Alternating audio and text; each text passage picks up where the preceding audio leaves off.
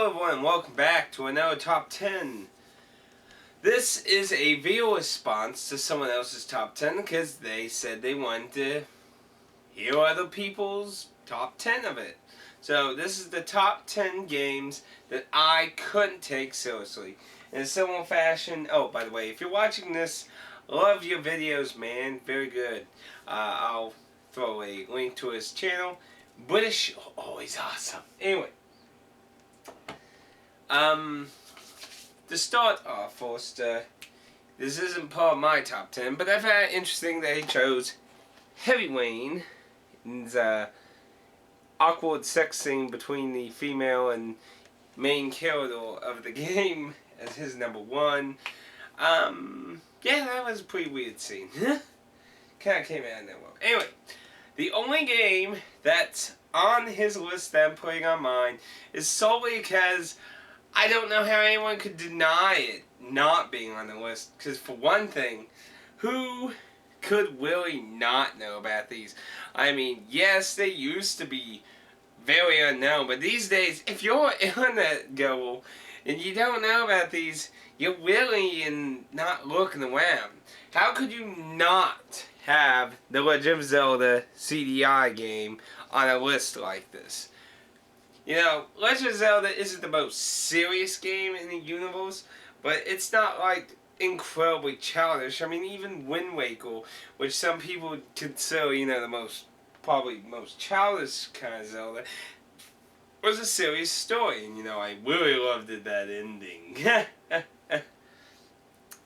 But who can take the Sega CD guy games seriously at all? They're just, I mean, is there really anything I could say that anyone doesn't already know about these?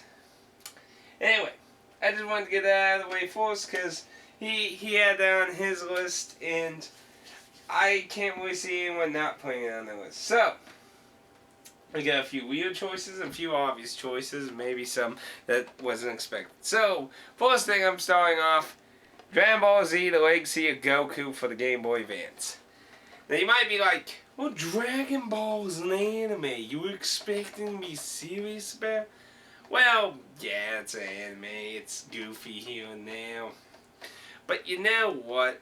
How can you take the beginning of this game seriously? Wolves and dogs and shit are kicking your ass at the beginning of this game. Goku could take on tanks and planes as a kid. This game doesn't even legitimately make sense with its own series. Very good job, Mr. Supposed Future Itai. I know it was you. Anyway. But anyway, going on and on and on. Now this one might surprise a few people. Professor Layton, The Unwound Future. I love Professor Layton. And though I don't hate this game, I don't think it's a bad game, but if I had to put them in the order of what I like the most and least, this would be on the bottom. What can I say? The ending just, what the fuck? Kid wanted revenge, but you know, he made an entire underground version of London, made it futuristic, and did it all as an elaborate plan of revenge. Good Lord! Talk about way out there. I mean, how can anyone take this seriously? I don't care if you're fucking witch. I mean, how does no one even notice this? There's a copy of London underneath London. What the fuck? I can't take it seriously. I liked the game, but the ending just left me in disbelief. And you know, I play a lot of Japanese RPGs. I freaking have to surrender my disbelief a lot, you know. So, that leads us in to our next delightful title that I would like to choose, which would be Aeon Odyssey. Now you might be like, why am I throwing this in here? It's another Japanese game. It's a Japanese RPG, unlike Professor Layton, which was a Japanese puzzle game. The thing that got me in this game was just its story. It's like, you know, it starts out as an interesting premise, but then it just gets to the end, and it's like the future of the world. Like, you find notes, finding out that basically where you are is on top of Tokyo. And that long ago, everyone pretty much died, and there was some attempt to save human life and shit, and the village elder of the town you're in is the last surviving legitimate human being. Again, I surrender my disbelief for a lot of shit, but fuck. And that ain't even the end of it. He had, like, locked his soul into a giant tree of life in the deepest depths of the maze. Like, I can't take it seriously. I just can't. That's just... Seriously. Oh my goodness. I like the game. Again, I have to reiterate that, well, I really hate Goku's legacy. Who the fuck doesn't hate that? But, I'm sorry if you actually like that, but, but, I really like Aeon Odyssey, but what the hell were they thinking with such a weird story? So, okay, next one.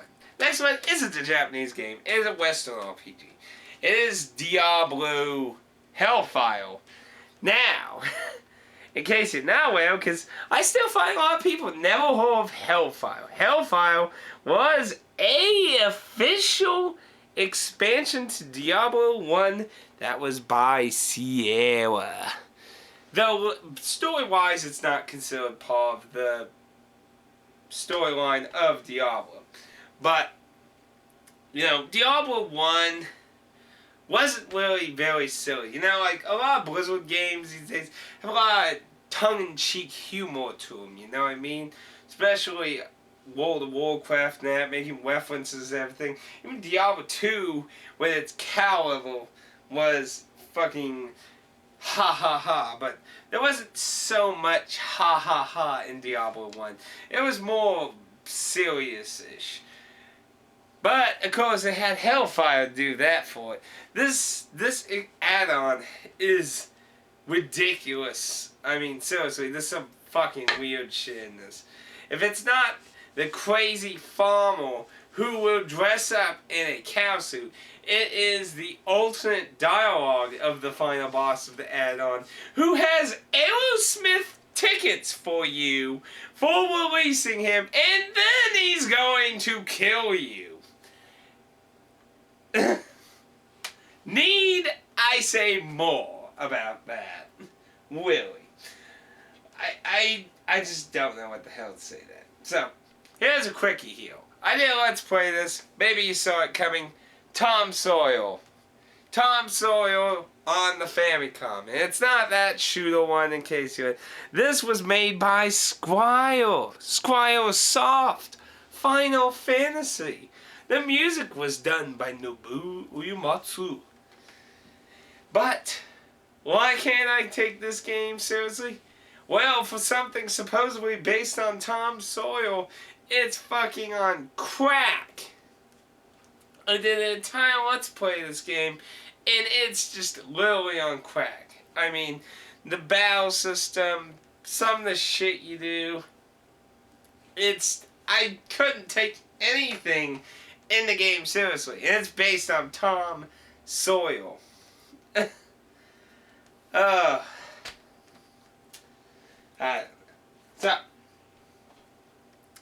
Konami. Shadow of Destiny. You might never heard Shadow of Destiny. Not exactly something I ever hear people talk about a lot. It was, well, as I said, Konami. It was done by Konami, published by Konami. It's basically an adventure game involving time. But leave it to this game to really leave some. You have to get a lot of endings to really get your fucking head screwed in this game. Because it is just so weird. Basically, one of the endings reveals that your character is actually... Basically, like, one of the characters made this immortal creature, basically, and the immortal creature wants to ensure that its existence isn't threatened by an event in time that's trying to erase it. So, it's using you, the main character, to try and prevent it from being erased, and you learn about its existence and shit that's happened, and the kidnapping and stuff that involves all this shit that tries to keep its existence alive. Well, the guy who made this thing basically is the main character of this game. He had, it's been a while since I played it, but he, like, became youthful from some experiment he was doing, and he turns into the main character, and he lives all the way to the present day that this game starts at, from, like, fucking, you know, old age time when technology be stones. Well, not stones, but, you know, they didn't really have advanced technology. So, I mean, I used to end my disbelief for time travel and shit. You know, I love Doctor Who and stuff, but really, you have to experience this game to really understand, because there's so much fucked up shit that is piled up on, and that's just the simplest summary I can give for that. I mean, it has a lot of fucked up story. It's really something you would have to play, but personally, it is just something I couldn't surrender my disbelief in the end of it. So here's a game I just couldn't take seriously after playing it. Now, I got this about November-ish, and I've known about it for a long time, but I've never played it. And I've never watched anyone else play it before, but I knew, like, you know, the concept of what it did. And that was Michigan. A game that was made by Mr. Suda51 himself. It was published by Spike. Now, Michigan is a very bizarre game. And actually, you know, I wonder if he's played it. Because he does live in Europe, or the British area, you know, PAL region, so I'm assuming Britain, since he does talk British, but he lives in PAL area. But I wonder if he actually knows about this, because this came out in PAL. Anyway, this whole entire game you can't take seriously. It's a survival horror game as a cameraman in a news crew. That premise is why I got this game. Playing it, though, turned out to be something I just couldn't take seriously. It's ridiculous. Absolutely ridiculous. Of course, this is from the insane mind of Suda51, so... But then again, I really liked it. No More Heroes, so I guess I'm just insane. But there's just so much fucked up shit in Michigan. So if you were expecting a serious survival horror game as a cameraman, you're going to be way off. Because you're just going to have this... It's really done in a very corny survival horror movie style. Like, very B-movie. It's just... the whole premise is just way out there. You can't take it seriously at all. Now, legitimately, this would... I wouldn't count this if I actually knew how fucking crazy it was. Like, because like I say, I never watched somebody play it. I've seen a few little clips and that, but I never legitimately saw someone play it. So I wasn't really aware how fucking batshit it was out there. So to me, I was going in taking it seriously, but in the end, there was no way. No way. The same thing could be said about my next one. D. D. Damn D. Created by Warp. It's a very bizarre game. Warp's design was always to be weird. The thing that I just could not at all in this game was its ending. That D has a meaning. And of course that shouldn't be shocking, but the meaning is just basically, it's an adventure game, first person, and you're trying to figure out what happened to your father, who's like taking this hospital hostage and shit. So you go and try and find out what happened, and he's trying to tell you to turn away, you can't save him and shit. Basically, you find out that you killed your mother when you were a child, and he's gonna kill a bunch of people because you're all related to Dracula. That's what the D stands for, Dracula. You are fucking related to Dracula, and you killed your mother to suck her blood, and now your father is basically becoming the next descended vampire. It's fucking weird. Like, it comes out of nowhere in this, I always surrender my disbelief. I'm in the hospital and then, I get woke to some fucking dramatic mansion and shit. But was you expecting to be related to Dracula? Where did vampire shit come from? It just pulled out of their ass at the end. It's just literally out of nowhere. Seriously, how can anyone just be like, yeah, I told about it. So, final game.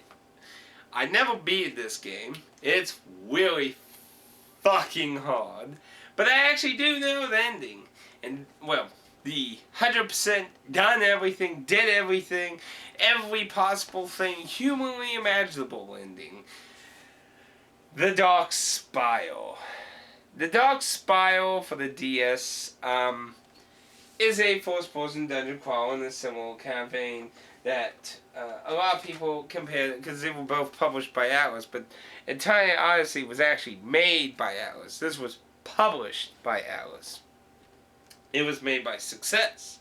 A lot of people like to describe that Aeon Odyssey was like a wizardry style game, and while it is a first-person RPG, I wouldn't really describe it as close to wizardry, except with the map-making aspect. Its difficulty and stuff is nowhere close to that. It's a lot more similar to a Japanese RPG, which isn't shocking, since this is a Japanese RPG.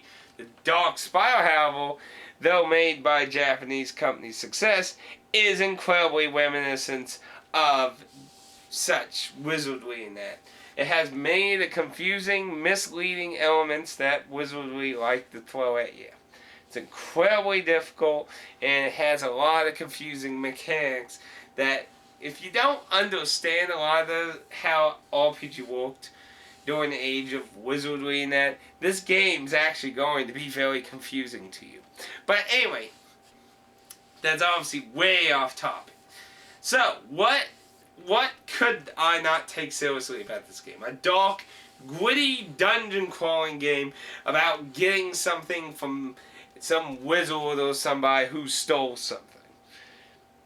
Well, after you kick his ass, you help one character climb this entire spiral and shit, and a few other side things and stuff, you'll be treated to a very bizarre ending where the characters are looking up and seeing through the screen of your DS, seeing you breaking fourth wall. Now, it doesn't describe it like, it doesn't describe it saying like through your DS and that, but it's basically illuminating that they're seeing you, the player in the sky, who like guided them through this journey and shit, and like, what was the point of that? What did that really enlighten us with? And then, I mean, it was supposed to be a very dark, witty thing, and then all of a sudden it's like, you know, let's just throw a Deadpool in there. Everyone loves Deadpool. Let's just throw a little Deadpool at the end. Just like, this is the ultimate ending here. Like, if I remember correctly, there's 3 endings where you kill the final boss, help one character get to the top, and then you do all this side shit after doing all that to get this. I don't know what the hell they were thinking. It seems like a lot of work for something kinda But I can't take the ending seriously. Like, really. I've appreciated breaking the fourth wall in very unique ways. Like Earthbound, for example. But this is just out of nowhere. Like, I mean, like, for example, where is it?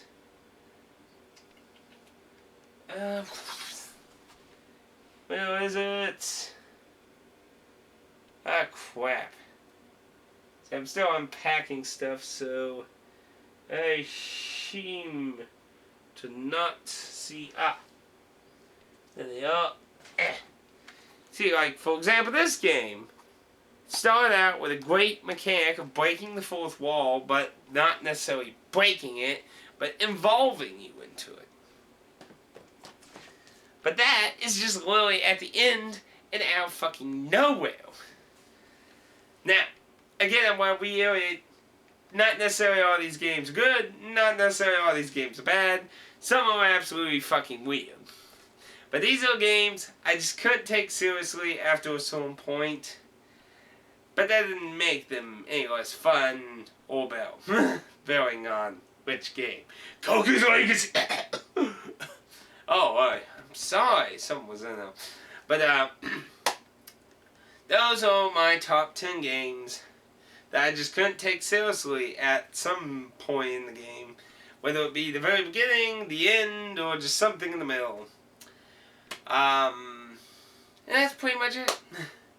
There is a lot of other weird shit out there, but I sat down and thought about the ones I want to choose, and that's what I chose. There were a few debates here and there, so, you know. If any of my viewers or anything have any games you'd like to mention, leave a comment. Wherever the comment box may be in the future. Which is currently down there, but it used to be over there, and, you know, all that. So, let's just consider every direction, including angles. Leave a comment, and, you know, let me know what your thoughts are. So anyway, until next time, I'll see you all later. Farewell, thank you, and I love you all. Ow, my life!